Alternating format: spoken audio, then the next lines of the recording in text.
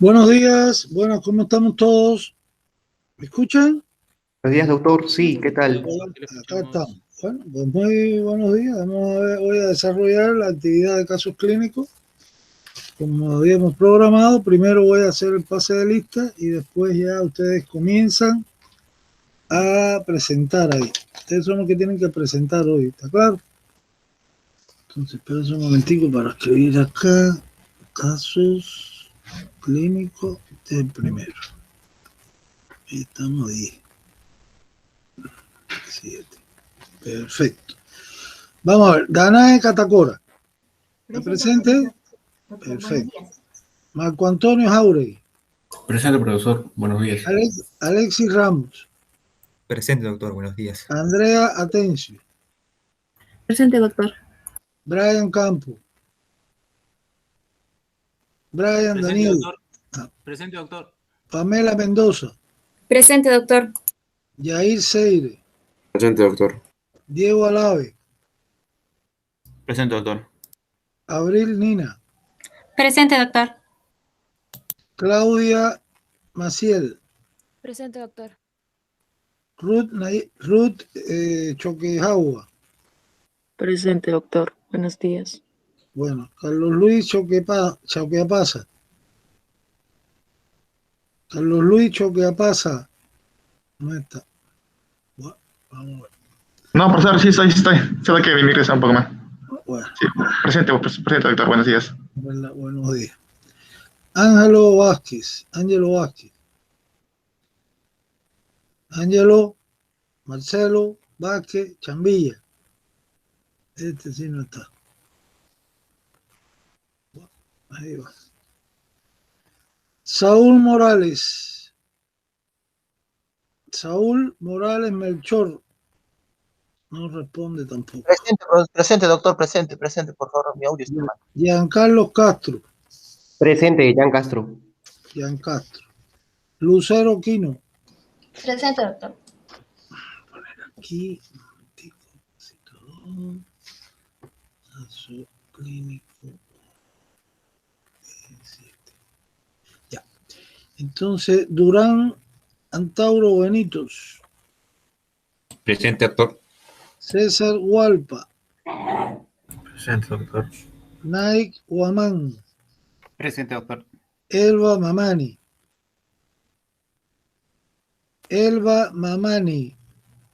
La alumna sigue con problemas, hay que ver esto. Si no participa hoy se queda sin evaluación mínima de nuevo, que es lo que tienen todas. Tiene ausencia en todas las clases, Elba, por si acaso, ¿eh? No ha venido ni una actividad práctica. La tercera es esta. Considerando el caso clínico como actividad práctica. Entonces, bueno, señores, vamos a empezar a desarrollar primero la actividad de hoy, que son los casos clínicos, y después vamos a ver lo de una serie de orientaciones que les voy a dar. A ver, ¿qué le pasa a Sandy? Sandy, ¿qué pasó?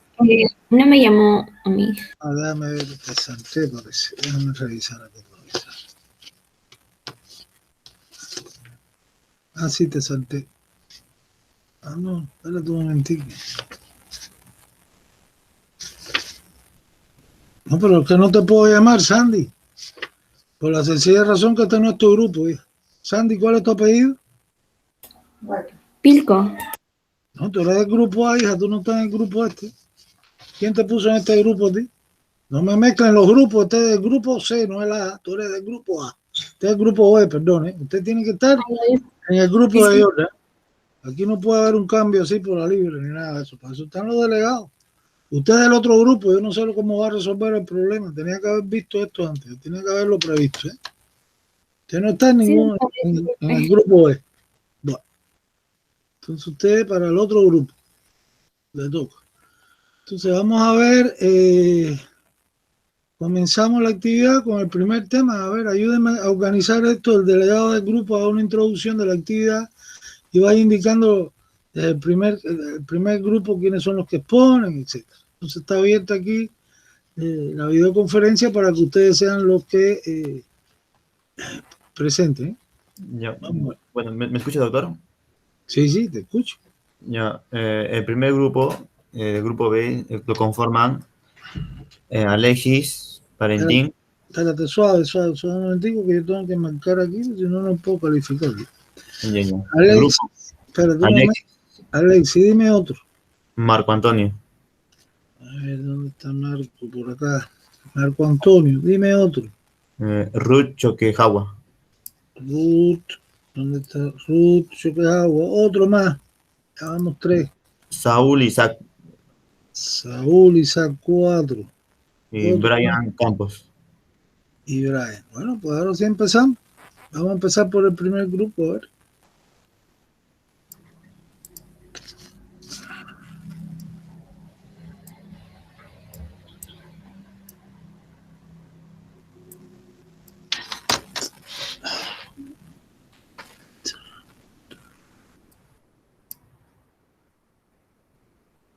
Doctor, creo que debe dejar de compartir pantalla para que el otro, para que los... Es posible, déjame ver acá, compartir pantalla. Ya, dejar. Mira a ver ahora. ¿Me escucha?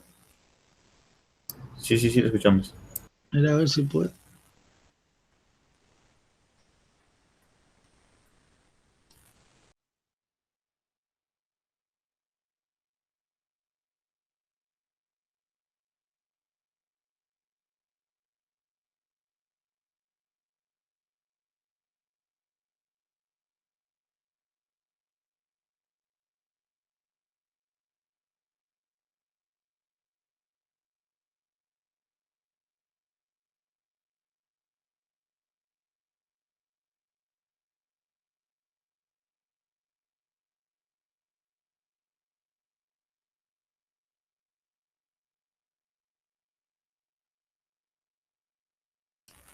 No se ve ni se escucha nada. Acuérdense que hay que poner la cámara para ver los que estén participando.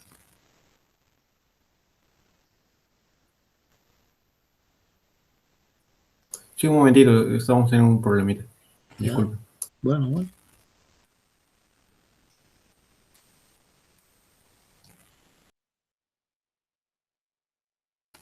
Ya estamos viendo a Brian ahí. Bueno. Él apareció ahora a esta altura. Ojalá no se vuelva a ir de nuevo.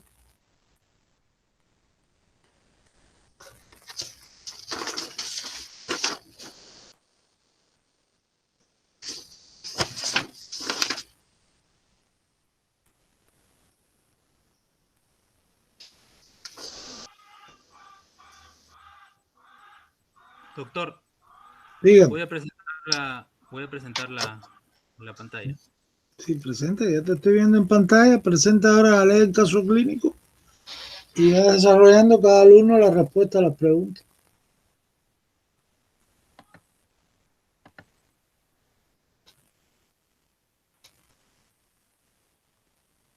¿Se logra ver, doctor? Bueno, ahora espérate, que está cargando esto aquí, parece. Vamos a ver. ¿Sí? ¿Se logra ver? Ya.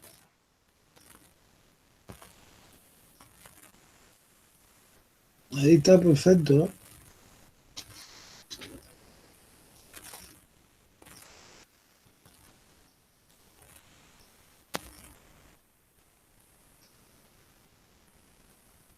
Muy bien. Buenos días, doctor. Buenos días, compañeros. El día de hoy a mi grupo y a mí nos ha tocado exponer acerca del primer caso clínico. Los integrantes de mi grupo son Marco Jauregui, Saúl Morales, Alexis Ramos, Ruth Choquejagua y mi persona Brian Campos. El caso clínico nos dice lo siguiente. Paciente varón de 16 años se encontraba jugando fútbol.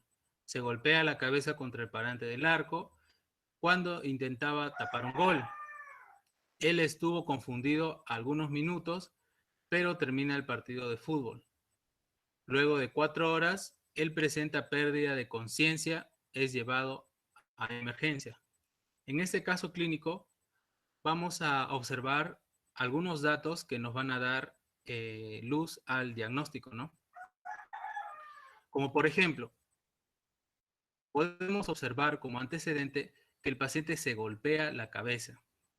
Posterior a ello, podemos ver la evolución que ha tenido. nos habla de que estuvo confundido por algunos minutos, pero luego termina el partido de fútbol. ¿Qué nos hace suponer esto? De que el paciente ha tenido un momento de lucidez porque ha terminado el partido de fútbol. Posterior a ello, nos habla de que luego de 4 horas, él ha presentado pérdida de la conciencia.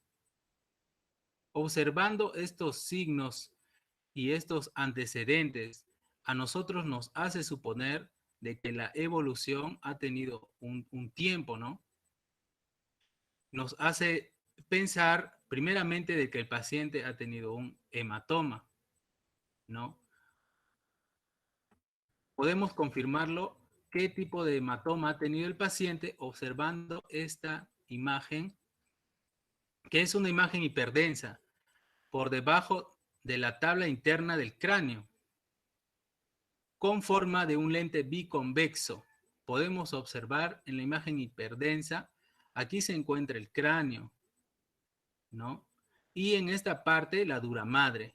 Y en la imagen hiperdensa, acá se encuentra sangre, en esta parte de aquí. Entonces, ¿cuál es el diagnóstico del paciente? Con todos estos síntomas, signos y más la tomografía que acabamos de observar. Entonces, el paciente ha tenido un hematoma epidural. Vamos a observar en este gráfico algunas diferencias entre el hematoma epidural, subdural, la hemorragia subaracnoidea. En la parte derecha superior podemos observar un hematoma subdural. Como ustedes pueden ver aquí en la parte de aquí, podemos observar que este hematoma se da entre la dura madre y las aracnoides, que es lo que el paciente no ha tenido según la imagen radiológica que hemos visto. Esto podemos ver lo que ha presentado el paciente. Aquí podemos ver a la arteria meningia media, que ha sufrido un desgarro a consecuencia del golpe que ha tenido. Aquí podemos ver el cráneo y en esta parte la dura madre. Por otro lado, tampoco puede ser una hemorragia subaracnoidea, porque podemos observar claramente que la hemorragia subaracnoidea se da en el espacio subaracnoideo, que no es el caso del paciente. Por otro lado, tampoco podría ser una hidrocefalia. En la tomografía hemos podido observar que no ha habido un incremento del tamaño de los ventrículos. Entonces, por ello también descartamos ello. Y en consecuencia, también descartamos que el diagnóstico que nos dice que no presenta hemorragia. Hemos visto que sí ha presentado hemorragia.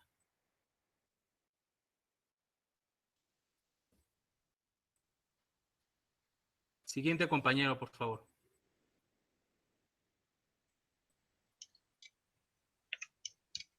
Muy bien.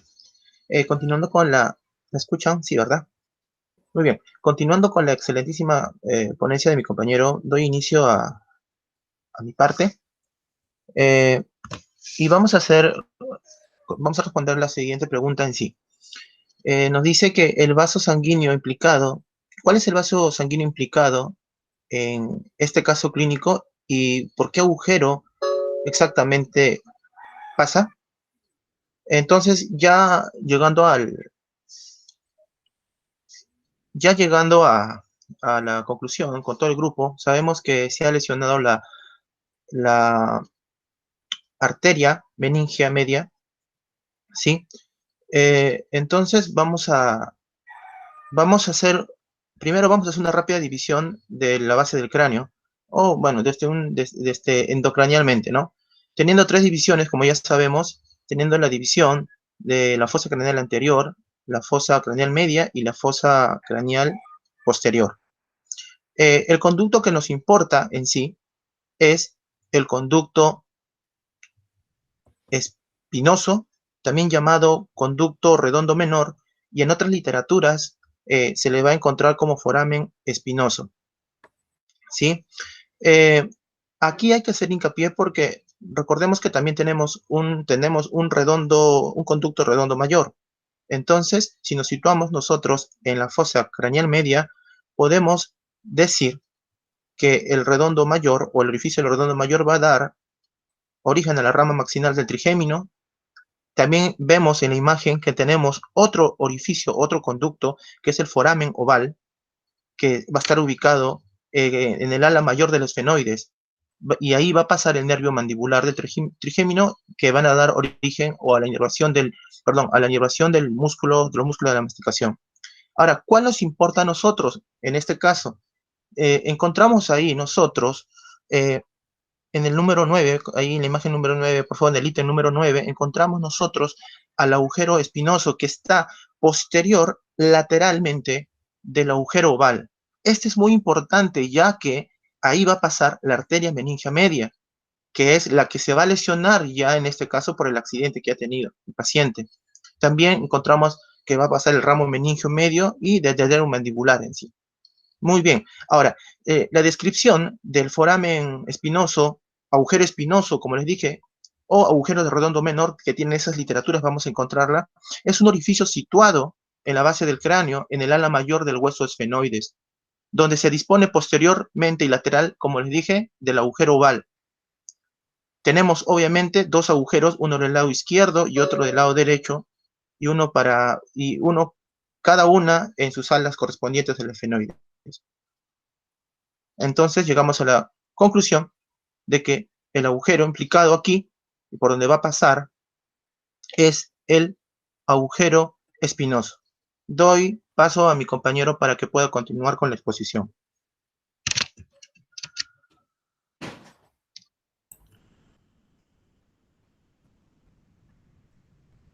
Gracias, compañero.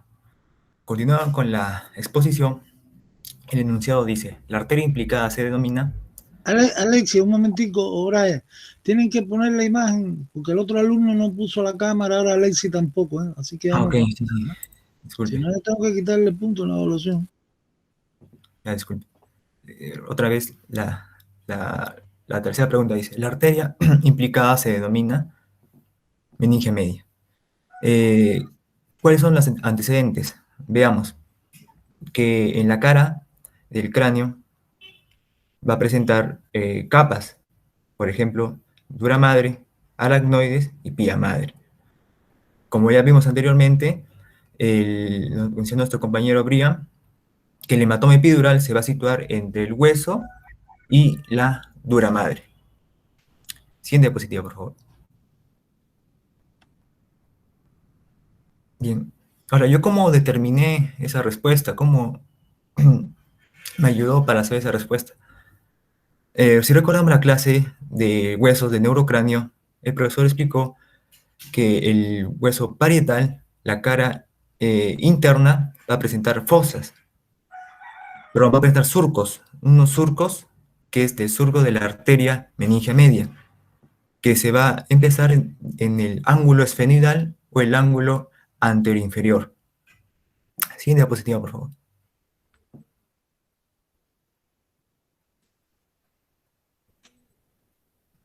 Bien, en esta imagen vamos a ver en el lado derecho la tomografía que nos envió el doctor.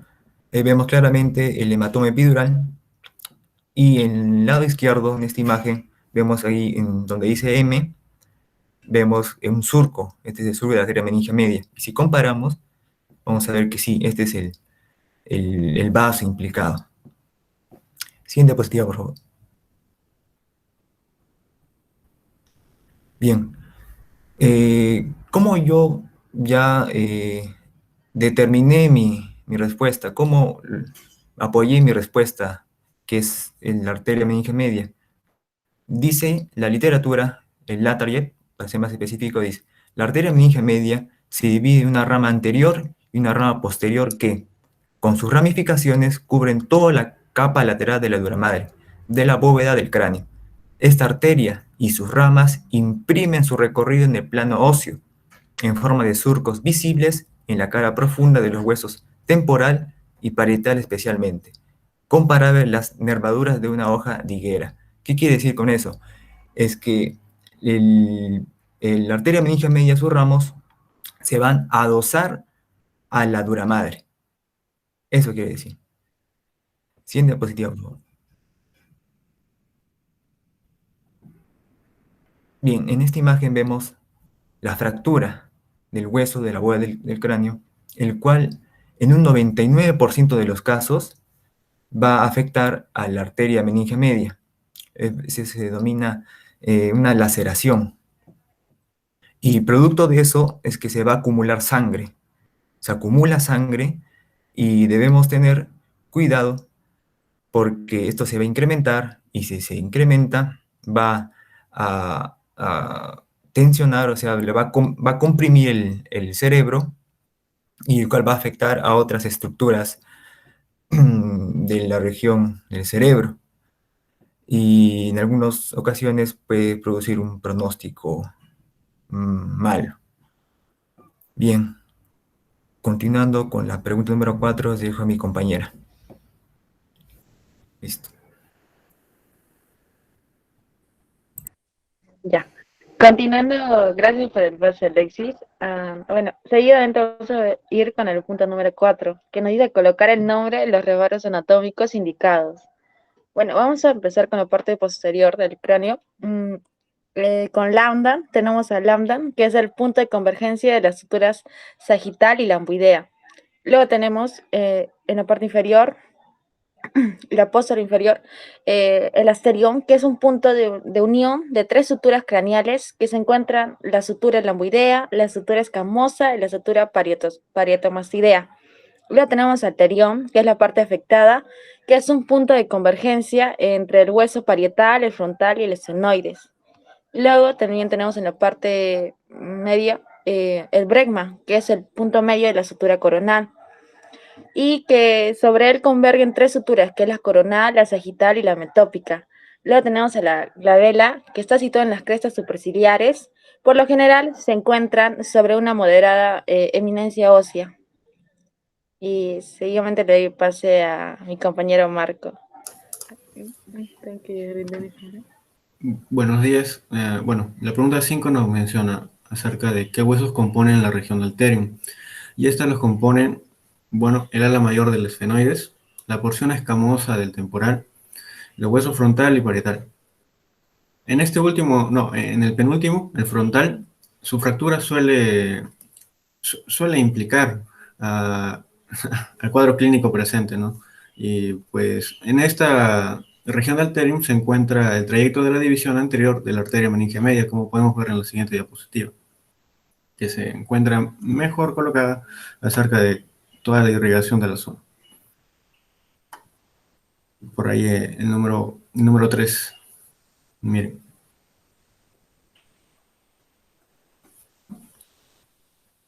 Siguiente diapositiva.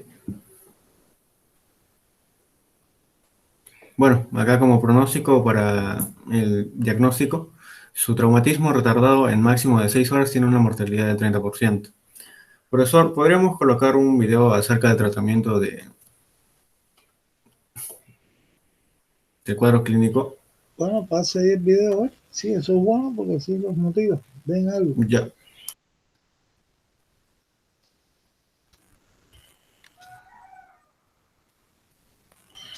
Dejaré de presentar para que mi compañero presente.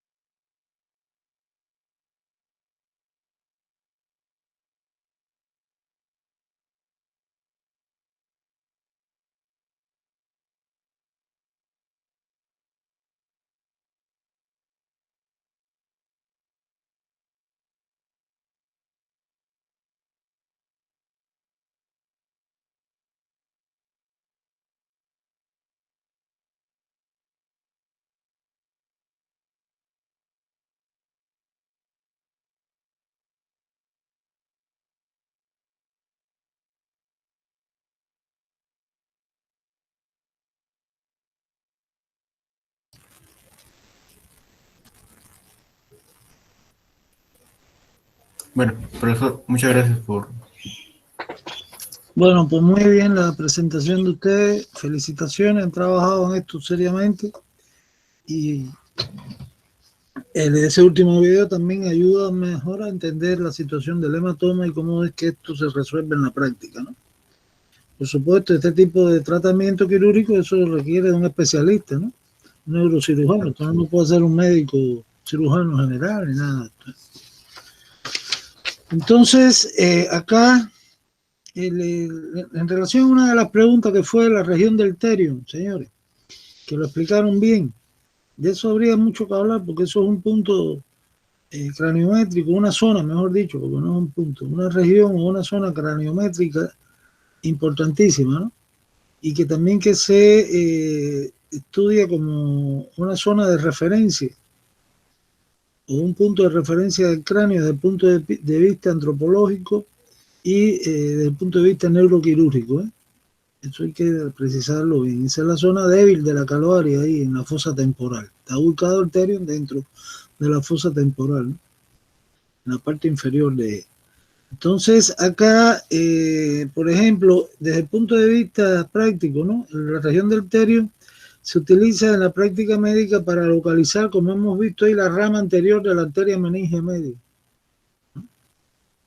Es la que se observa ahí iniciándose. Inclusive, si usted ve los surcos por la cara interna del parietal, pues se da cuenta de las ramas estas, las dos ramas terminales, ¿no? Una es de la arteria meningia media, ¿no? La rama anterior y la rama posterior, que son los que abarcan, como ustedes explicaron ahí, su distribución, toda esa superficie superolateral ahí de las meninges.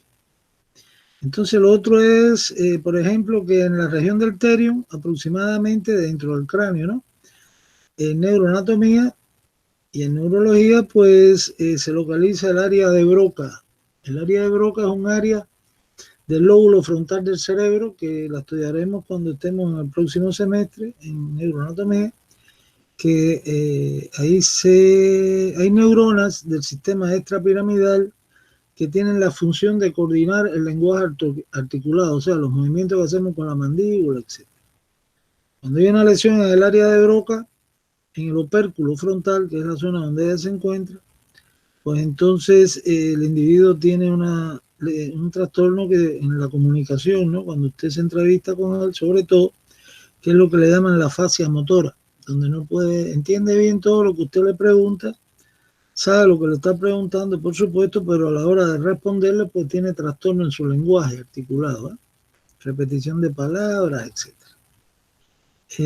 Acá también otra parte importante es que en relación con la neuroanatomía que vamos a estudiar y en neurocirugía, pues se localiza a nivel del Therion, pues el inicio ahí de la fisura lateral del cerebro, que es uno de los surcos profundos del cerebro, que divide en este caso la fisura lateral, que también se llama de Silvio, pues divide o sirve como punto de referencia para demarcar, ¿no?, los lóbulos frontales y parietal por encima del cerebro, del lóbulo temporal por debajo. O sea que esto es un área importante, aparte de toda la cuestión esta que hemos hablado de cirugía y del hematoma, etcétera, en esas regiones cuando se da hay traumas que puedan romper, como hemos visto ahí, estas áreas de huesos que se están articulando. Ahí se están articulando 4 huesos, ¿no?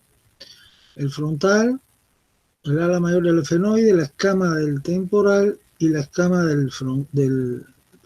escama del frontal, la escama del temporal, la cara temporal del ala mayor del efenoide y el ángulo efenoidal o anteroinferior del parietal. Y entonces ahí los contactos, que esto es lo que se estudia en antropometría, cuando usted estudia cráneos, para ver las variaciones anatómicas a nivel del Therion, pues usted observa cráneos donde hay contacto, digamos, entre la escama del temporal y del frontal o del ángulo inferior del parietal con el ala mayor del efenoide, que se le denominan, por ejemplo, contacto efenoidal, etcétera, donde cambian la disposición de las suturas, describiéndose ahí en esas suturas, en el Therion, pues de diferentes formas. Una forma de H, que es la más común que presentamos ahí en la clase y en el esquema ese que ustedes pusieron, la norma lateral del cráneo. otra puede ser en forma de X, otra en forma de K, de la forma en que estén los contactos entre estos 4 huesos. E inclusive se describe un hueso sutural, o sea, supernumerario, en el centro del terium, que es lo que le llaman el hueso epictérico, ¿no? Que se ve en muchos cráneos también. Bueno, entonces muy bien, muy buena calificación tienen todos, y pasamos al segundo tema. Entonces vamos a ver el otro caso clínico. Este ha quedado muy bien, felicitaciones a todos, ¿eh? Así como hay que presentar esta actividad. Bueno, Ruth está contentísima, por allá está, ríe que se ríe. Vamos, ya. Pasamos a otro alumno, a otro grupo. Segundo grupo, caso clínico número 2. Vamos que se nos va el tiempo. Y después yo tengo el grupo A. Bueno, doctor, en el grupo 2 se encuentra Ángelo Vázquez.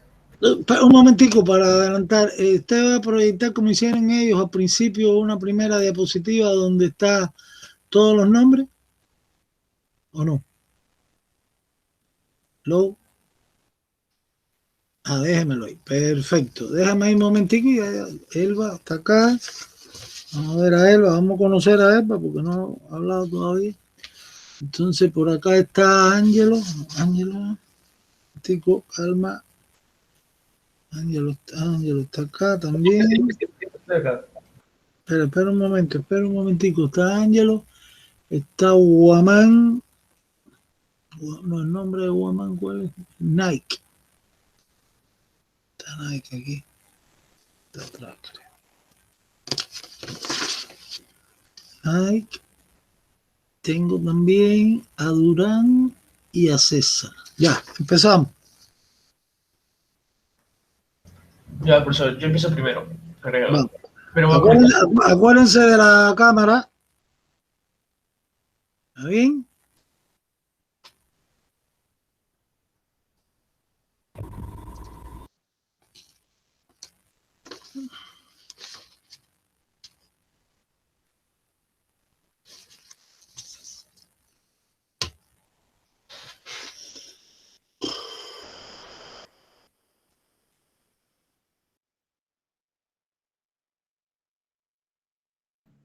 ¿se ve, profesor?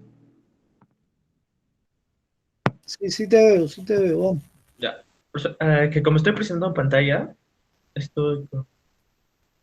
No estoy conectado al celular. Vamos a empezar la actividad, señor.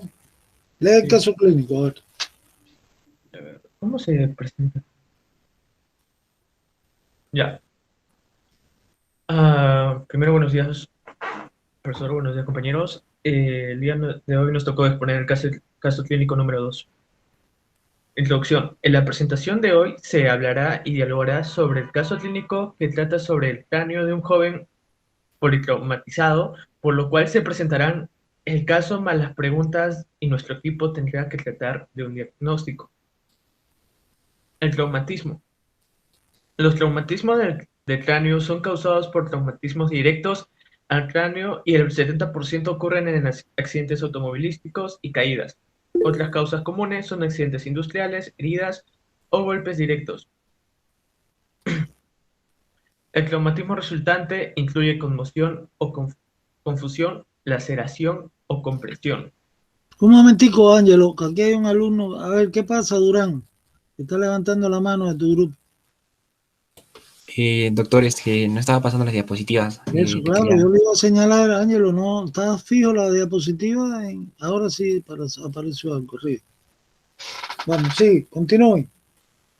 Vale. Luego tenemos el caso clínico, la cual, a la sala de emergencias de un hospital es llevado un joven politraumatizado que tuvo un accidente de tránsito.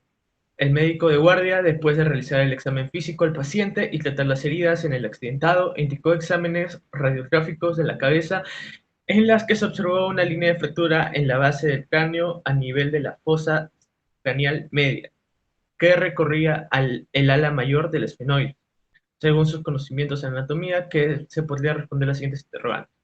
Pero antes de responder las preguntas, vamos a hablar un poco más sobre el caso. Como ya nos estaban indicando,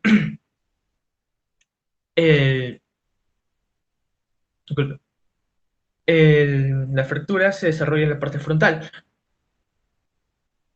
la cual se va a descender hacia la base, pasar por la escotadura superorbitaria, recorriendo el techo de la órbita y por último detenerse al ala mayor del esfenoide. Cuando el traumatismo es violento, atraviesa el conducto óptico, la hendidura esfenoideal, el agujero redondo mayor, el agujero oval y el agujero redondo menor hasta el vértice del peñasco.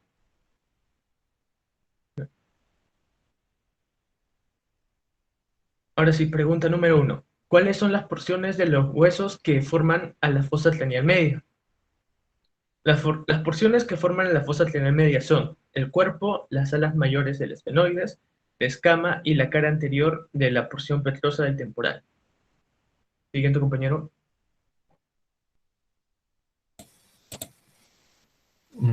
Sí, se ve. Creo que sí. Ya. Bueno, la segunda pregunta. Mencione 4 estructuras situadas en la fosa craneal media.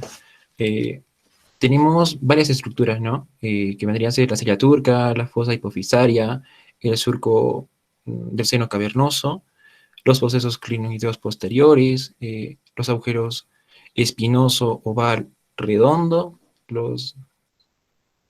la fisura orbitaria superior y el canal nervioso óptico, pero nos dice que solamente mencionemos 4.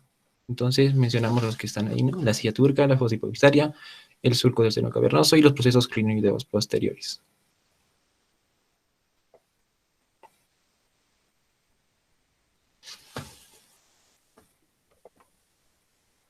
¿Se me escucha? Bueno, continuando con la exposición, la pregunta número 3, nos dice, ¿cuáles son las comunicaciones que tiene la fosa craneal media con la fosa infratemporal, con la fosa pterigopalatina y con las órbitas? Bueno, primero, con la primera, con la fosa infratemporal se va a comunicar a través del ala mayor de los esfenoides con el agujero oval y por el agujero espinoso, también denominado redondo menor. Con la fosa pterigopalatina se va a comunicar con el agujero redondo mayor y que pasa el nervio maxilar, solo con ese. Y con las órbitas, la fosa craneal media se va a comunicar con el canal óptico y con la fisura orbitaria superior. Eso sería. Siguiente, compañero.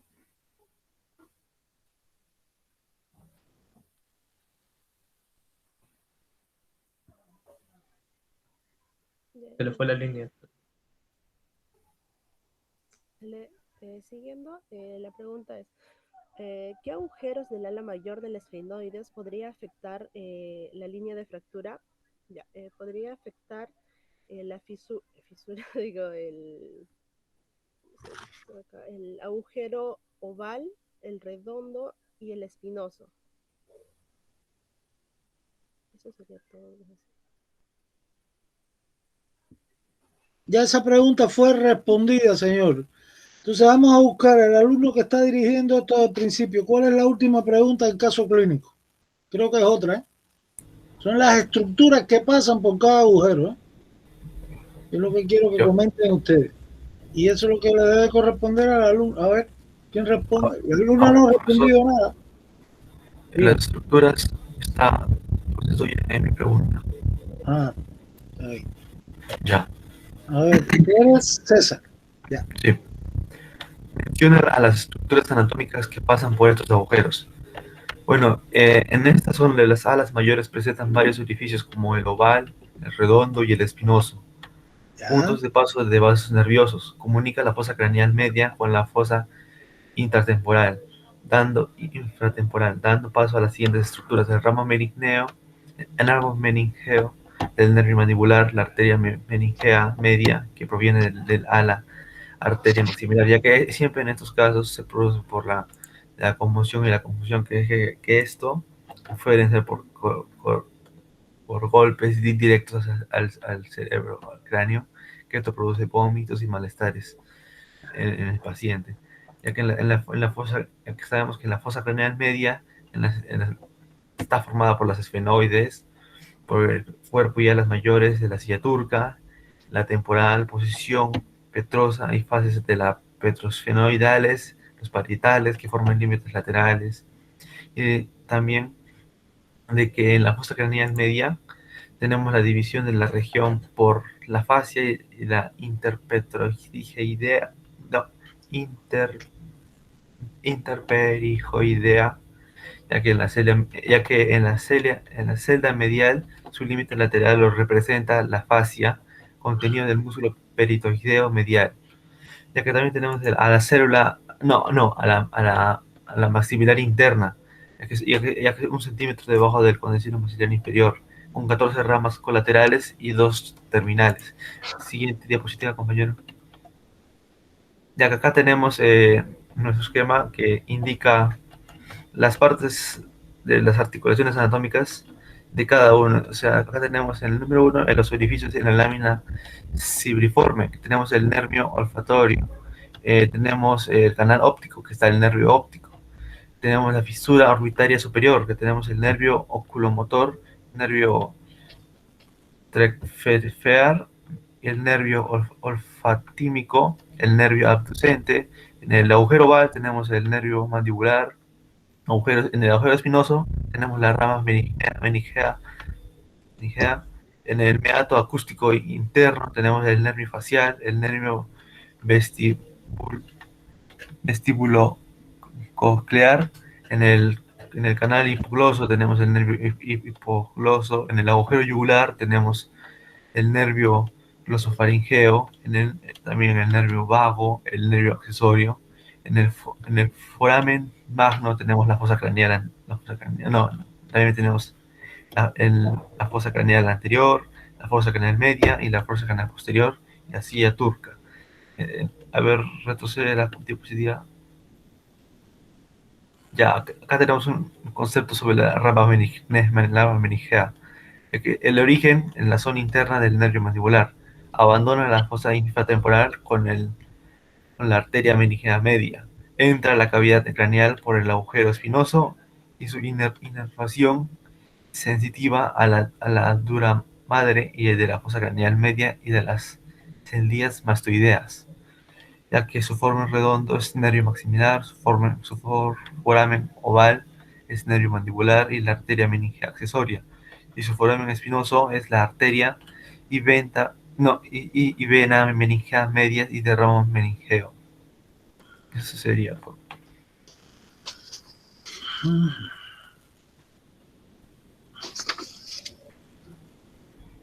Bueno, dejen de presentar para yo poder interactuar, ¿no? Porque si no, sí, no puedo. Aquí termina la exposición de ustedes, ¿no? No prepararon material más auxiliar ni nada, ni un video, ni nada a buscar. Profesor, no está en la diapositiva, sin embargo, yo puedo decir de cómo se puede tratar una fractura en la base del cráneo, si gusta usted. Bueno, por arriba, pero en YouTube hay películas de eso, hay videos, como el anterior yo lo suministré, en parte. Vamos a ver el link, ¿no? Entonces, eso es una de las cosas que hay que buscar. Para eso está internet, ¿no? Bueno, entonces, ¿de qué ibas a hablar? Sí, como le he dicho, si quiere yo puedo decirles cómo tratar una fractura en la base del cráneo, porque si me había leído. Vamos, ya.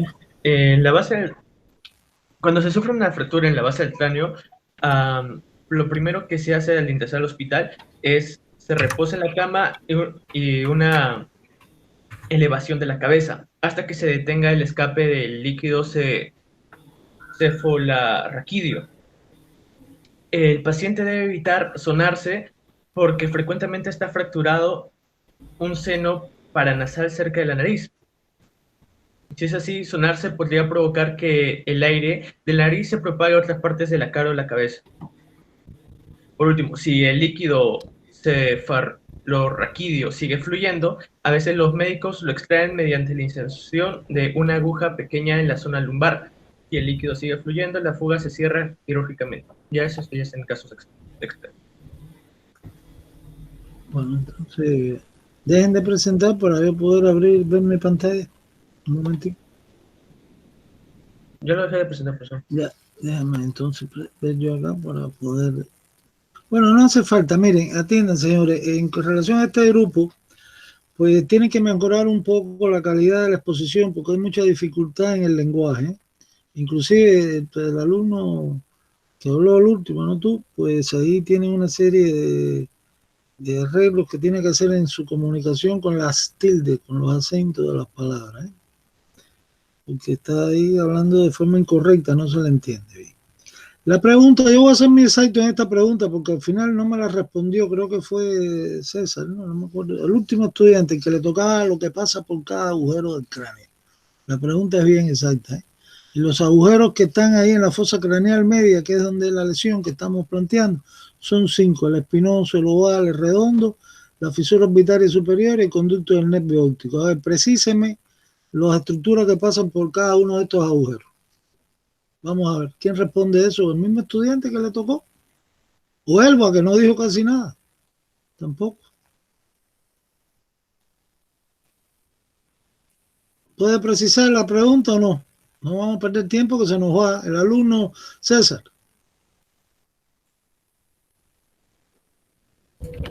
En sí no sería el nervio mandibular, la rama meningea. No, pero ¿por dónde pasa el nervio mandibular? No, olvídate de la rama meningea. Yo estoy preguntando las estructuras principales. Después cuando demos neuroanatomía, ahí sí vamos a entrar en detalle. ¿Qué estructura pasa por el agujero espinoso? A ver, tú me vas respondiendo.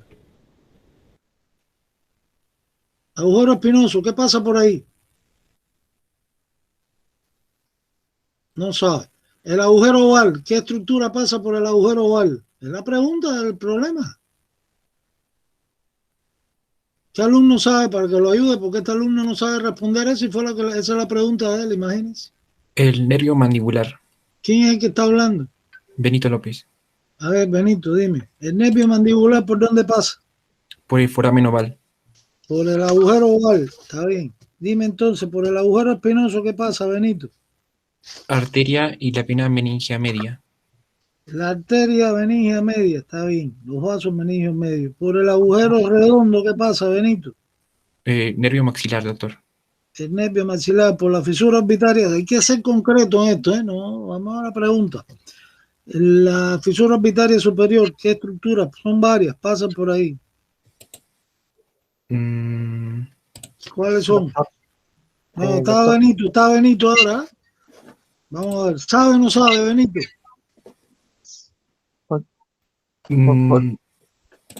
No sabe. A ver, el alumno que quiere responder, ¿quién es? Sí, soy Saúl Morales. Bueno, a ver, Saúl, dime. Sí, yo expuse anterior y bueno, voy a recalcar un poquito más. El foramen oval también tiene el nervio, o sea, inerva el nervio mandibular, la arteria meningea, la vena del foramen oval, la fisura orbitaria inferior. ¿Cuál me dice? ¿Qué pasa por la fisura? ¿Qué estructuras pasan por la fisura orbitaria superior? Es la pregunta. Muy bien. La superior, nervios lagrimal, nasociliar, frontal, el oculomotor, el troclear, el abducens, bueno, también la vena oftálmica y la raíz simpática del ganglio ciliar. Ya, los nervios son entonces, vamos a ir a la concreta, porque son después las preguntas de examen que no responden, ¿eh? Ya después daremos más estructura en el próximo semestre, que es neuroanatomía exacto, ¿eh? Entonces aquí lo que pasa es el tercero, el cuarto, el sexto par craneal. El tercero es el oculomotor, el cuarto es el troclaro patético, el sexto es el abductor o abducen, y la primera rama es el trigémino, que es el nervio oftálmico. Son 4 nervios lo que pasan por ahí, ¿eh? Además pasan los vasos oftálmicos, ¿no? Superiores, la vena y la arteria oftálmica.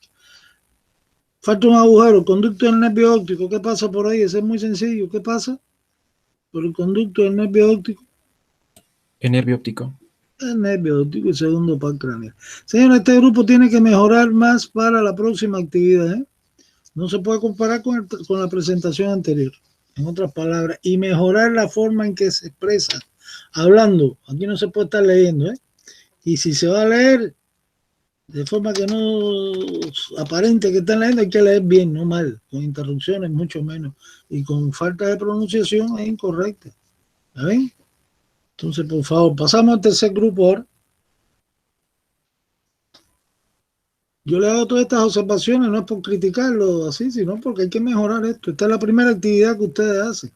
Las demás que vienen, que van a ser unas cuantas a lo largo del semestre, pues tienen que quedar cada vez mejores. Lo que pues, tengo que criticarlo porque si no van a ser peor al final. Entonces, para avanzar, ¿no? Arriba. Caso clínico número 3. ¿Quién le toca ahora? El delegado. Vaya preparando esto. Sí, doctor.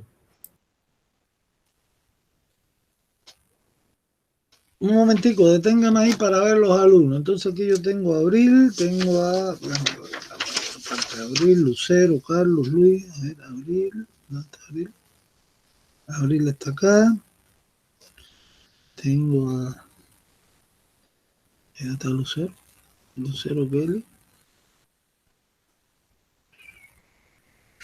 A ver, acá atrás, Lucero.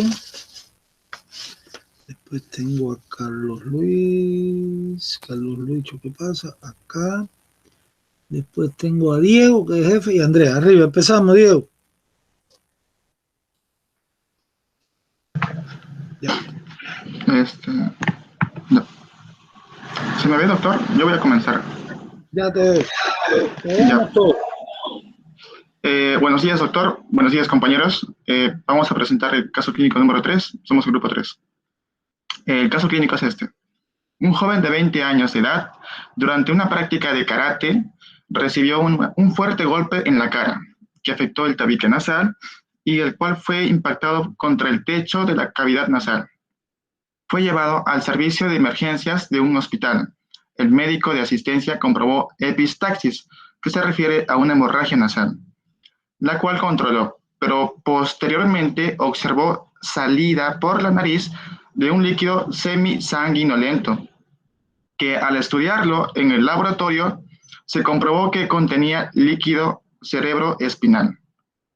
Se le indicó radiografías de cráneo, informando el radiólogo fractura en la pared superior de la cavidad nasal. Y tenemos que, quiero explicar más. ¿Ya? Vemos estas tres imágenes, ¿no? Pues estas tres imágenes porque la de izquierda como que una semejanza, una similitud a lo que pudo ser el golpe del joven de 20 años.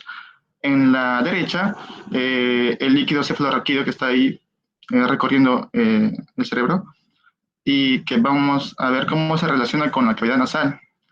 Y la cara media de la cavidad nasal que está compuesta por el vómer, la espina el pico del esfenoides, la espina nasal del maxilar, del palatino, y la espina nasal del frontal, ¿no?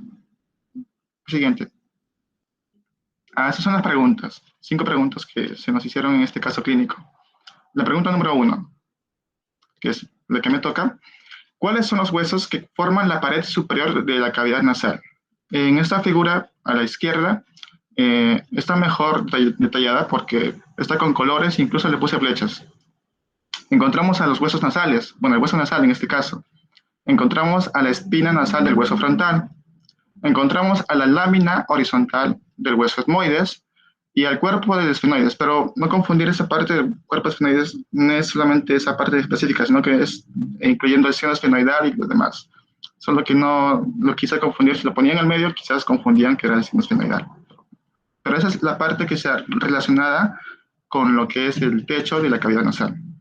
Esta cavidad nasal, en el techo, está relacionada también con estructuras importantes como son el seno frontal, el seno esfenoidal, como es la fosa craneal anterior, y con algunas estructuras como la fosa craneal media por medio del cuerpo del esfenoides, ¿no? Bueno, eso es lo que respecto a esta pregunta. La siguiente pregunta lo hará mi compañera Abril. Gracias. Bueno, continuando con la exposición, la segunda pregunta. ¿Qué porción del hueso podría estar fracturado, a través de la cual comunica la cavidad nasal con la fosa craneal anterior? Bueno, en este caso la porción del hueso fracturado podría ser o es la lámina cribosa o lámina horizontal del hueso etmoides. ¿Por qué?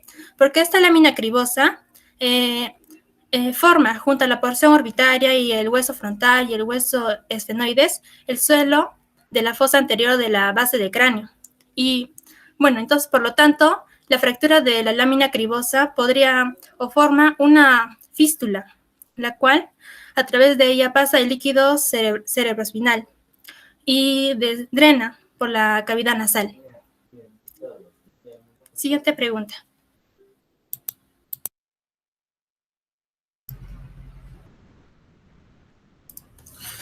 Bueno, La siguiente pregunta. ¿Cómo explicaría la salida del líquido cerebroespinal por la cavidad nasal? Bueno, lo que ocurre es que por consecuencia de un desgarro en el aracnoides, en los meninges de las membranas aracnoides y dura madre, y el pira madre, junto con la lámina crisodal, ocurrido por un traumatismo, ocurre un desgarre y una fractura.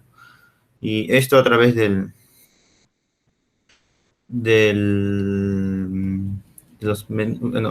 a través de la fosa nasal, se va excluyendo el líquido. Y con ello, bueno, con eso se drena en la cavidad nasal y pues ocurre el tipo sangrado en esa zona. Siguiente pregunta.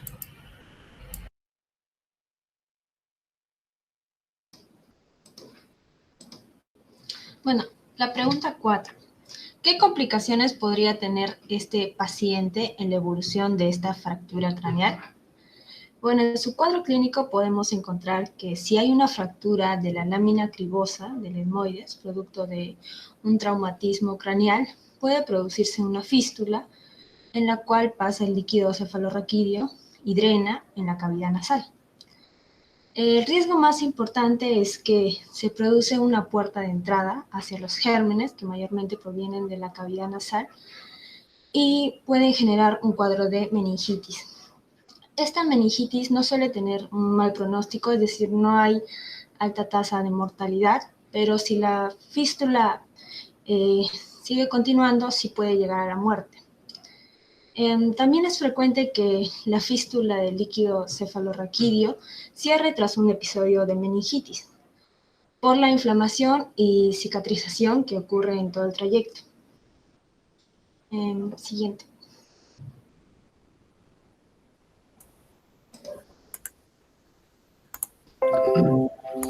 Ok, con la última pregunta, dice, ¿qué huesos y qué cartílago de la nariz forman el tabique nasal? Bueno, el tabique nasal está formado por un esqueleto óseo y cartilaginoso, compuesto por el hueso de la lámina perpendicular del etmoides y el vómer, y el cartílago septal o cuadrangular. La lámina perpendicular del etmoides, por su parte inferior, como podrán ver, se inserta al cartílago del tabique, y el vómer se articula por delante y por arriba con la lámina perpendicular del etmoides, y también contribuye a la parte posterior del tabique nasal. A continuación vamos a mostrarles un video. Me avisan, se confirma si es que se puede ver, por favor.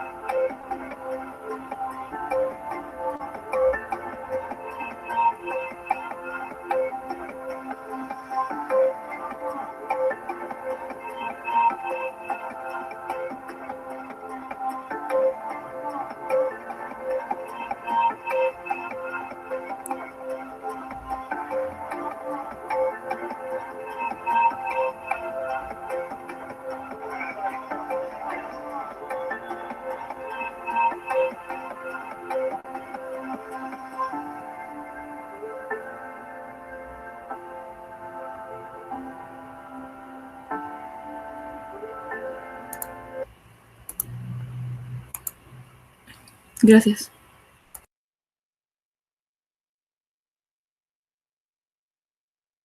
Bueno, pues muy bien, también la presentación.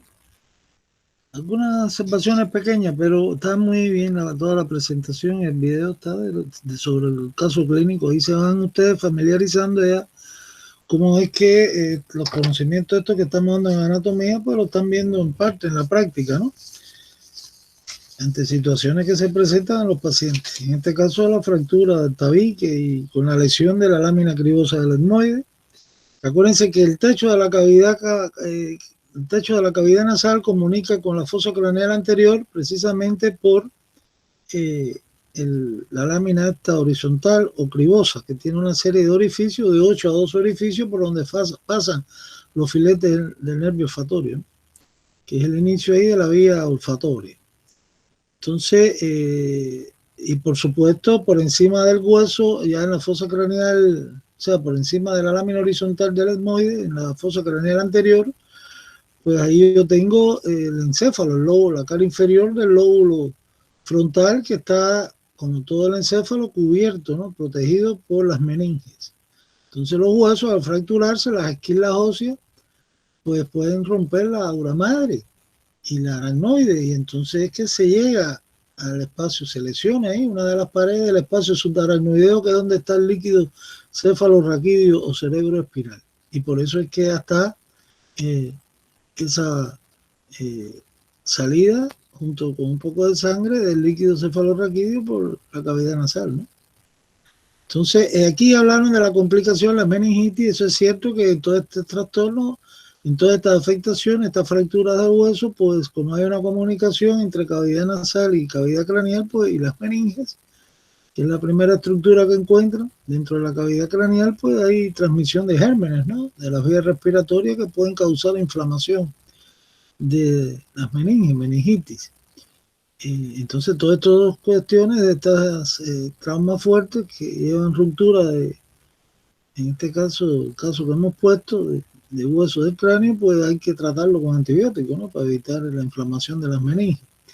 Y hay otra complicación que sí nos mencionaron, que se ve en la evolución, ¿no? Después que ya el paciente se resolvió toda la situación traumática de las fracturas y de la salida del líquido cefalorraquídeo, pues puede quedar como secuela por la ruptura de la lámina cribosa en la olfacción. O sea que hay filetes olfatorios que son de 8 a 12 que pueden quedar cierto número de ellos seccionados, ¿no? Y entonces el individuo va a tener un trastorno en la olfacción, disminución de la capacidad olfativa, que eso se denomina hiposmia. Pero bueno, eso ya lo veremos en neuroanatomía. Es la otra complicación. El individuo después tenga una disminución en distinguir olor, porque están lesionados ahí los filetes olfativos. Bueno, señores, perfecto, muy bien. Seguimos avanzando. Para hacer el primer seminario estamos trabajándolo bastante bien. Pasamos al último caso clínico. ¿Ver?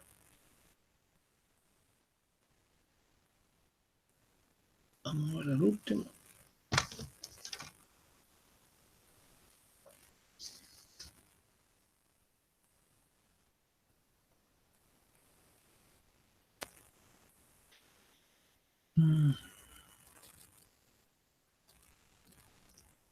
Aquí no veo. Doctor.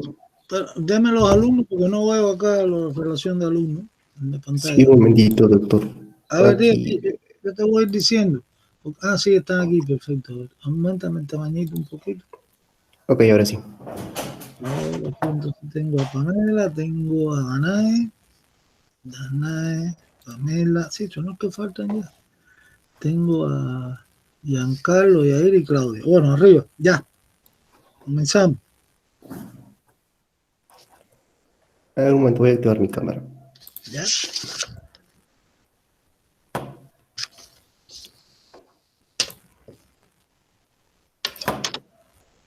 A ver, el caso clínico que les tocó a usted. Bien, profesor, compañeros, buenos días. Hoy día vamos a presentar el caso clínico número 4. Iniciamos. Caso clínico número 4. Paciente varón de 24 años con antecedentes de episodios repetidos de congestión nasal intensa durante el inicio de la primavera. Es diagnosticado con rinitis alérgica hace 3 años. Desde hace un mes presenta cefalia global a predominio frontal, de intensidad 5/10. Refiere sentir la cabeza pesada. Hace una semana presenta eliminación de mucosidad verde con mal olor de la nariz.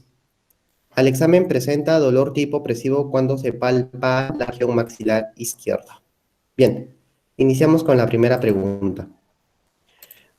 Se nos dice, ¿cuál es el diagnóstico del paciente?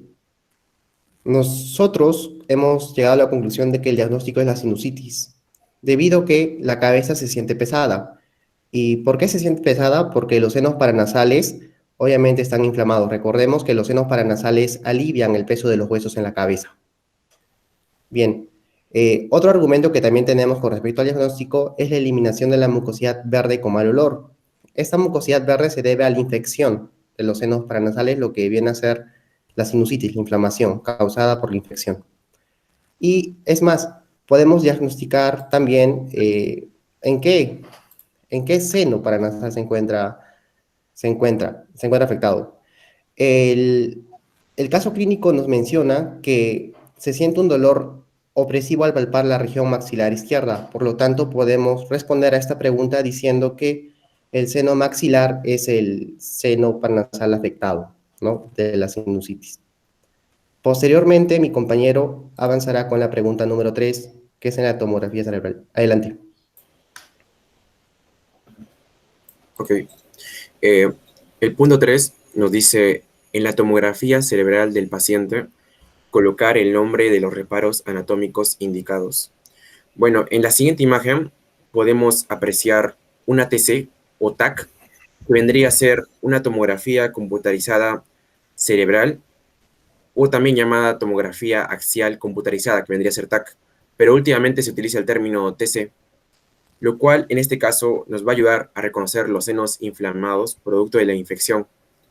La tomografía computarizada o TC de los senos paranasales utiliza un equipo especial de rayos X para evaluar las cavidades en los senos paranasales, que son espacios huecos llenos de aire, que se ubican entre los huesos de la cara, que rodean la cavidad nasal.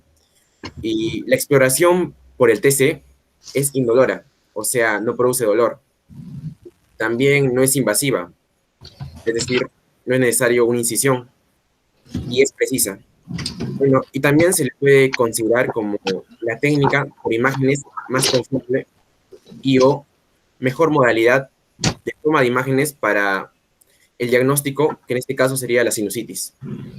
Bueno, y este método lo que busca es básicamente lo siguiente: evaluar si los senos paranasales están abiertos o no, si hay obstrucciones, si hay masas, si hay retención de líquidos, o si el recubrimiento mucoso de los senos se está engrosando, o si la cavidad nasal está abierta o cerrada, o si hay producción excesiva de mucosa, que vendría a ser nuestro caso, producto de la infección. Bueno, y lo que podríamos observar en la imagen del lado derecho sería una tomografía de cabeza con corte coronal o frontal a nivel de la cara, ya que este corte nos separa en una parte anterior, que vendría a ser la ventral, y una parte posterior, que vendría a ser la dorsal, y es lo que observamos en la figura. En dicha cavidad se observa el seno maxilar izquierdo lleno de contenido líquido, con lo cual confirma el diagnóstico de sinusitis de maxilar izquierdo. Pero, ¿por qué podemos afirmar que el seno maxilar izquierdo contiene líquido? Debido a que sabemos que los senos maxilares son cavidades neumáticas, es decir, contienen aire, y el aire en la tomografía cerebral, o también llamada TC, se representa como los espacios negros, ya que el aire no ocupa un espacio, no ocupa una masa, y por lo tanto no ocupa densidad. Y ese espacio entonces debería estar negro, pero en este caso es de color gris. Y como ya lo recalqué, esto se debe a la densidad, ya que las tomografías están marcadas por densidades, y de acuerdo a la densidad que capta dichos rayos o luz, lo van dibujando. Y en este caso, en una cavidad llena de aire, la densidad es nula.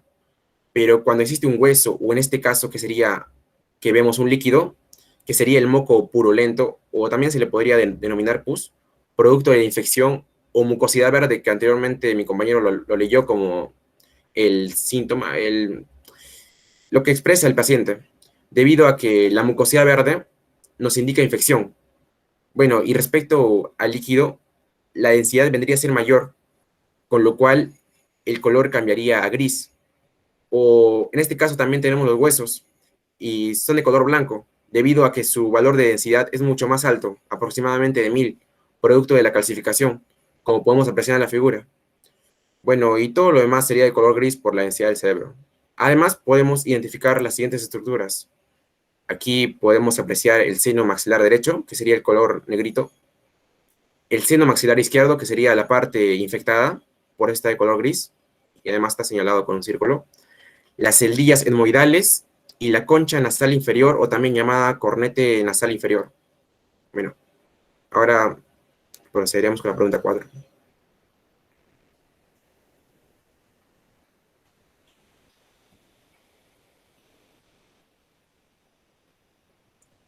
Bueno, nos indican en esta imagen identificar el nombre de los reparos anatómicos indicados. Y podemos señalar de que un reparo anatómico son las zonas del hueso que poseen formas irregulares y cada uno cumple una función específica. Estos se pueden clasificar en dos tipos, que podrían ser las prominencias y también las depresiones. Podemos observar al tabique nasal, que es una parte de la estructura de la nariz humana, que presenta una lámina osteocartilaginosa, ubicada en la parte media de la pirámide nasal. Las fosas nasales están en sí separadas por el tabique nasal y su inflamación produce una rinitis, mientras que los senos paranasales son cavidades óseas que están comunicadas con las fosas nasales y estas están recubiertas por una mucosa, cuya obstrucción produce lo que este caso clínico nos indica que es la sinusitis. También podemos observar al seno maxilar, que es una de las cavidades que conforman los senos paranasales en la cara, y en este caso sería la cavidad más grande, y también es de forma piramidal, y se localiza en el hueso maxilar. El hueso maxilar cumple una función de humidificar el aire, que actúa como una caja de resonancia que disminuye el peso de la cabeza. Otro detalle podemos encontrar que es el cornete inferior, que es un hueso de la cara par, formado por una lámina ósea compacta con dos caras, es decir, una interna y una externa. Se encuentra en la porción inferior de las fosas nasales y se articula con el etmoides y también con el maxilar superior. Este cornete, cuando sufre una hipertrofia, causa una patología que aumenta la mucosa respiratoria, indicándonos una secuencia de sinusitis. Los senos frontales.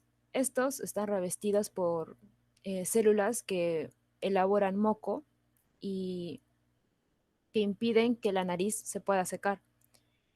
También se llama un seno frontal y pertenece a la anatomía de los senos paranasales, que es decir, que son los espacios en los huesos que rodean a la nariz. Siguiente. Ya. Siguiente, por favor. Ya.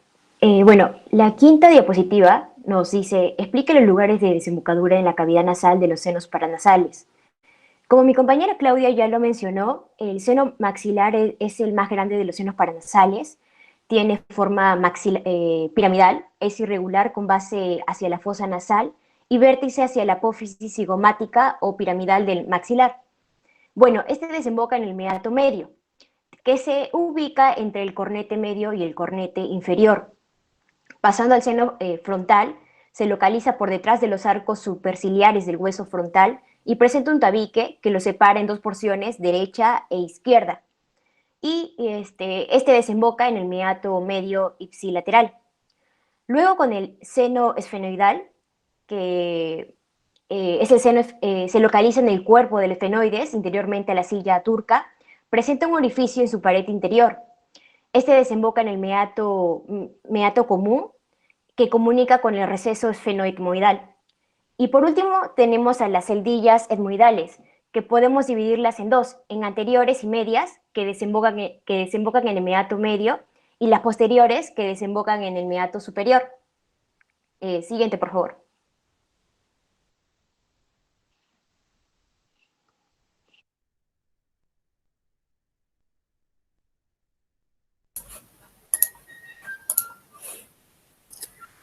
Pregunta 6. ¿Qué cavidades del cráneo contribuyen a formar el hueso etmoides?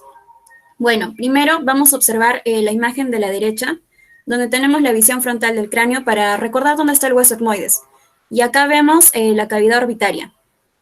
Podemos ver incluso en la parte de la lámina orbitaria del etmoides y en la imagen izquierda, que podemos ver la órbita derecha en visión frontal, ahí podemos ver más claramente cómo está el hueso etmoides. Podemos ver la lámina orbitaria del hueso etmoides. Arriba, su comunicación con la cara orbitaria del hueso frontal. Incluso podemos ver acá los agujeros posterior y anterior del etmoides. No, perdón, agujeros etmoidales posterior y anterior que se encuentran en el hueso frontal. También podemos ver el hueso lagrimal en su borde posterior. Podemos ver la apófisis orbitaria del hueso palatino y la cara orbitaria del maxilar. Quiero recordar acá que la lámina orbitaria del hueso etmoides se encuentra en la cara lateral de los laberintos etmoidales. Esto para recordar más o menos cómo se está ubicando el etmoides en esta parte de la cavidad orbitaria. Siguiente diapositiva, por favor. Otra cavidad es la cavidad nasal. Acá podemos ver el hueso etmoides en otra vista, donde se ve claramente la lámina cribosa, y abajo se encuentra la concha nasal superior y la concha nasal media del etmoides. Como mi compañera ya lo dijo, la concha nasal superior, debajo de esta se encuentra el meato superior, donde desembocan las celdillas etmoidales posteriores. Esto es importante porque también lo tocamos el día de ayer en clase. También debajo de la concha nasal media encontramos el meato medio, donde desembocan las celdillas etmoidales anteriores, medias, el seno frontal y el seno maxilar. Bueno, siguiente diapositiva, por favor. Ya, esa es una visión superior del cráneo, donde podemos ver que otra cavidad es la fosa craneal anterior. Siguiente diapositiva.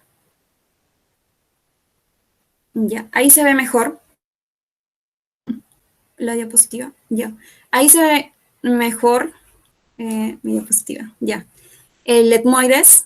Incluso podemos ver acá la lámina horizontal del etmoides, podemos ver impresiones digitales que se encuentran en el hueso frontal, el agujero ciego, podemos ver la porción inferior de la cara posterior del hueso frontal, la porción de la cara superior del cuerpo del esfenoides y, bueno, donde termina la fosa craneal anterior, que son las alas menores del esfenoides.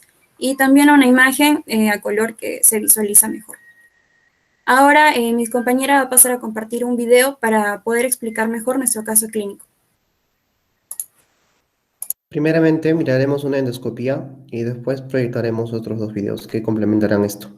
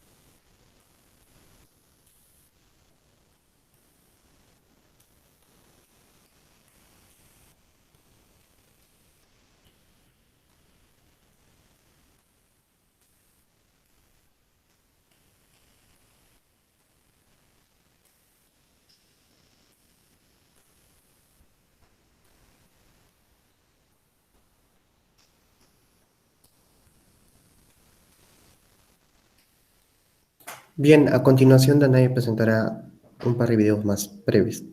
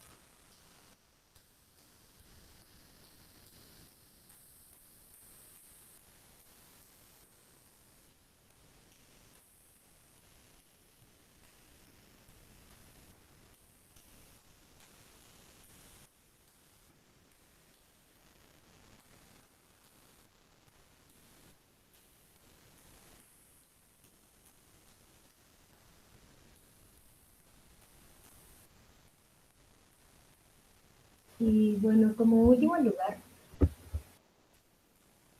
voy a presentar un video, el último.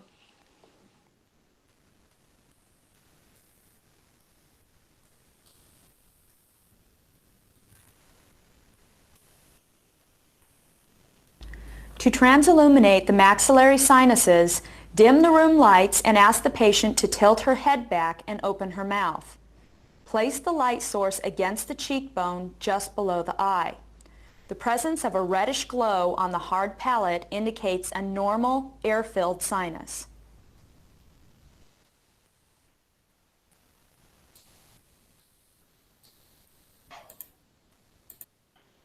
Bien, doctor, eso ha sido todo con respecto a mi grupo. Bueno, pues muy bien. Bueno, en muy el bien. último video Todos hemos los presentado estudiantes, la transiluminación de los senos maxilares. a ver, ¿Me escucha? sí, te escuchamos. Ok. Bueno, en el último video hemos presentado la transiluminación de los senos maxilares, que se realiza en un cuarto oscuro y se coloca una luz intensa dentro de la boca del paciente sobre un lado del paladar duro, o se aplica firmemente contra la mejilla, como hemos visto en el video. El haz luminoso atraviesa el seno maxilar y crea un brillo apagado de forma semilunar por debajo de la órbita. Y si el seno contiene un exceso de líquido, una masa o una mucosa engrasada, disminuye el brillo.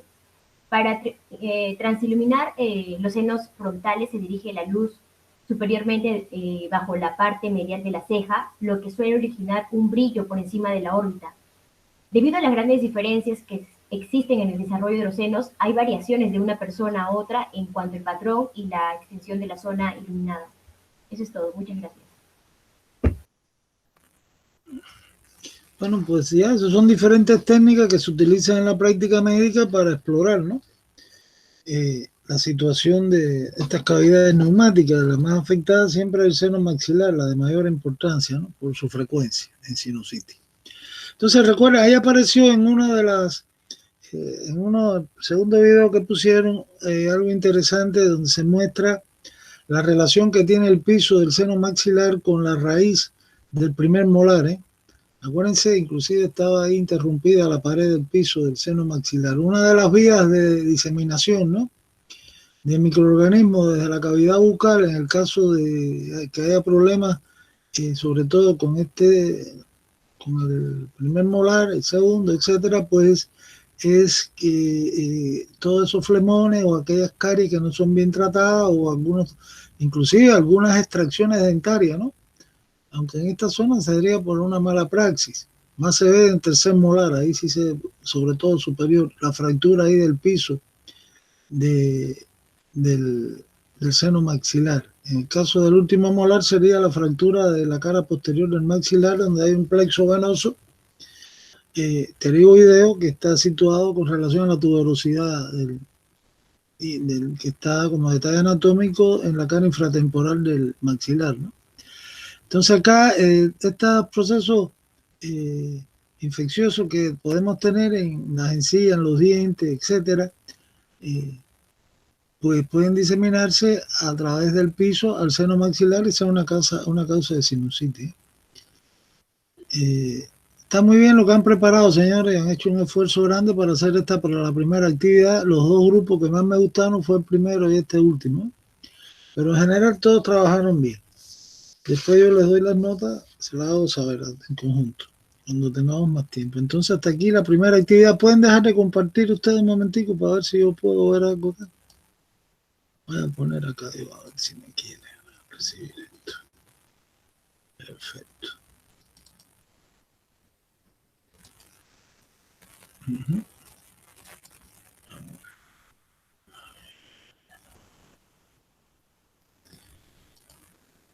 Toda la pantalla. A ver si quiere abrirse esto.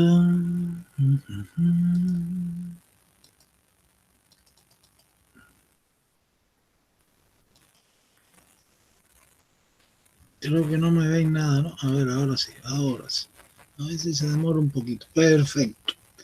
Entonces, señores, miren, a ver qué hora tenemos. Oye, ya estamos en tiempo. No, hasta las 11 es la actividad. Perfecto, que era lo que yo quería. ¿Alguna pregunta de algún estudiante en particular sobre los casos clínicos que hemos presentado? ¿Qué les pareció la actividad? ¿Creen que fue fructífera? A ver, por acá Ángelo está levantando la mano. Profesor, yo tenía muchas preguntas, sobre todo cuando vi los videos, en especial del número 1. Dice que, si no me equivoco, lo que después de hacer la sutura, se le estaba extrayendo la sangre coagulada, ¿verdad? ¿O qué era eso? Sí, el coágulo, lo oscuro es el coágulo sanguíneo, la sangre coagulada, y lo otro de los vasos sanguíneos que al retirar, para poder entrar ahí en la cavidad craneal, en esa zona, pues se lesionan algunas arterias pequeñas, ¿no? Y entonces producen ese sangramiento rojo. Pero lo oscuro es la eliminación del coágulo, que hay que extraerlo. El problema es que si usted no hace esto y corrige controla la hemorragia, ¿qué pasa? Que el coágulo, la sangre sigue disponiéndose entre la dura madre y el periósteo, en este caso era el parietal, ¿no? En esa zona. Entonces, y va desplazando el coágulo a medida que va aumentando su volumen, pues va empujando a la dura madre contra la corteza cerebral, que era lo otro que aparecía más adentro en la imagen, en gris. Entonces ahí eso sí lleva un problema que lleva al paciente a la atrofia de la corteza en zonas de estas, donde mueren neuronas, y entonces el paciente entra en coma, que lo lleva a la muerte. Por eso, cuando hay un tipo de accidente de cráneo, sea el que sea, por muy mínimo que sea, el médico que está atendiendo al paciente en emergencia, donde le tocó atenderlo, pues lo primero, si tiene disponibilidad para hacer rayos X, hay que hacerle rayos X. Simple. Si tiene un tomógrafo, mejor todavía, como aparece ahí, pero si no, hay que hacerle radiografía de frontal y lateral de cráneo para ver si hay alguna línea de fractura. Sobre todo la parte que más se fractura, porque ahí uno de los esquemas que presentaron era una fractura en varios fragmentos, ¿no?, del hueso. La mayoría de las fracturas se ven como líneas de fractura que corren la tabla interna, ¿no?, de la diploide, de los huesos, esto es la calvaria. Entonces usted tiene que, si ve una línea de fractura, pues rápidamente esto hay que remitírselo a un neurocirujano para que ahí en un hospital de más alta calificación, si lo tienen en el hospital que tengamos, por ejemplo, aquí los hospitales nuestros lo tienen. Entonces hay que hacerle para determinar bien la lesión y evacuar, ¿no?, ese coágulo que está incrementándose hasta que usted no lo retire y cauterice o resuelva el sangramiento de la arteria lesionada. Si usted envía al paciente, digamos, sin tener estas previsiones de la radiografía y saber descartar una fractura, ¿no?, en la calvaria, pues lógicamente va a correr el riesgo que el paciente a lo mejor sale hasta sin molestia alguna. Usted le manda algún calmante, etcétera, para que se sienta mejor, pero va a estar en su casa y ahí es donde va a ser la complicación seria, ¿no?, que al rato va a entrar en cierta obnubilación, en estupor, etcétera, se va a acostar en su cama posiblemente y va a entrar en coma. Y cuando lo regresen de nuevo al hospital, pues ahí no se puede hacer nada. Ahí ya está el problema. el individuo va a fallecer. ¿Está bien? Entonces, ahora Saúl, ¿qué quiere preguntar? Doctor, ya que estamos tocando el primer tema también, las complicaciones se podrían dar mayor, o sea, se fueran mayores las complicaciones si es que tienen una fractura también bueno, por un traumatismo y a la vez hay hematoma epidural, o sea, se podría presentar las dos cosas a la vez. Esto que estamos viendo es un hematoma epidural, que también le llaman extradural. El otro es el subdural, que ahí lo descartaron ustedes. Y los demás accidentes cerebrovasculares, hasta una hemorragia había ahí presentada. Pusieron ahí en una diapositiva las afecciones más frecuentes y descartaron ahí, o sea, plantearon la respuesta que es, eso es un hematoma epidural. ¿Qué cosa es o extradural también le llaman? Entonces, es una colección de sangre que se va a coagular, que está entre el periósteo que reviste al hueso, en este caso el parietal, y la dura madre, que es la más externa de las meninges. Por eso es extradural, de dura madre, o epidural, por fuera de la dura madre. Entonces, el comportamiento normal de la dura madre en la cavidad craneal es diferente, digamos, que en el conducto raquídeo, en el conducto vertebral. ¿Qué pasa acá? La dura madre, vamos a ir de abajo hacia arriba, en el conducto vertebral pues queda separada del periósteo de las vértebras. Ahora la clase próxima es vértebra.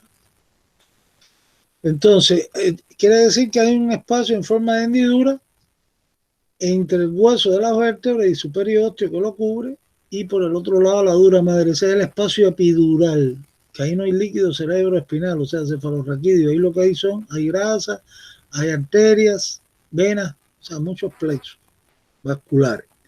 Pero que se utiliza en la práctica médica, sobre todo fueron los primeros que utilizaron esto en obstetricia y en ginecología para hacer la anestesia epidural, que es muy buena, es mejor que la anestesia subaracnoidea, y eso yo se lo voy a explicar en su momento. ¿Qué pasa acá? Que en una anestesia epidural nunca se pone en contacto la solución anestésica esa que usted está colocando, en este caso en el espacio epidural, con el sistema nervioso en cuanto al encéfalo. No se pone en contacto, digamos, con el tronco encefálico, con los segmentos inferiores, el bulbo raquídeo, que es donde están los centros estos de la respiración, de la frecuencia, que controlan la frecuencia cardíaca. O sea, está la formación reticular ahí, que ya verán que es eso, y está el centro de las náuseas y del vómito, entre otros. Entonces, la mayoría de las complicaciones que usted encuentra en una anestesia raquídea, cuando es subaracnoidea, o sea, cuando la solución anestésica usted la inyecta dentro del líquido, dentro del espacio subaracnoideo, que es el otro, que está entre la aracnoide y la pía madre, que es donde está el líquido cefalorraquídeo, pues entonces ahí sí hay continuidad con el encefálico. Y la solución es anestésica, que tiene morfina, etcétera, que tienen sus efectos tóxicos en el organismo, pues al ponerse en contacto con la formación reticular, digamos, del bulbo raquídeo y de los segmentos superiores de la médula espinal, pues va a producir en el postoperatorio, ya terminó la operación, el paciente fue para recuperación y empieza ahí a tener náuseas, vómitos, etc. En la anestesia epidural esto no se ve. ¿Por qué? Porque el espacio epidural está cerrado en el agujero occipital. La dura madre de la médula espinal, cuando alcanza el agujero occipital, ¿no? Pues entonces ahí se pega todo el borde del agujero occipital, se adhiere íntimamente y después se adhiere también a la superficie interna de todos los huesos que delimitan la cavidad craneal. O sea, en la cabeza no hay espacio epidural, solo subaracnoideo, entre la aracnoide y la pía madre, igual que en la médula. Y es una continuación de arriba hacia abajo por donde circula por gravedad el líquido cefalorraquídeo. El espacio epidural entonces queda cerrado a nivel del agujero occipital. Y luego, repito, la dura madre está pegadita, toda adherida a la superficie interna, al periósteo de todos los huesos del cráneo, del neurocráneo. Entonces acá, ¿qué ha pasado? Que se ha roto una arteria, que es la meninge media o su rama anterior, o puede ser la otra rama, lo más frecuente la anterior en este tipo de trauma. Y entonces la tabla interna de la diploide del parietal, digamos, pues ha roto la pared del vaso. Y entonces viene un sangramiento que se colecciona entre el hueso y la dura madre, y va despegando, va separando a la dura madre del periósteo, de estos huesos del cráneo, y ahí se va, el sangramiento no se va al exterior por ningún lado. Y ese hematoma, mientras usted no lo resuelve, lo de la hemorragia en la arteria, o sea, que la cauteriza, etcétera, pues entonces, ¿qué va a pasar? Que sigue aumentando y va a comprimir a la corteza cerebral, que es lo más periférico, y va a producir atrofia cerebral, que es lo que lo lleva al coma, al final y a la muerte del paciente.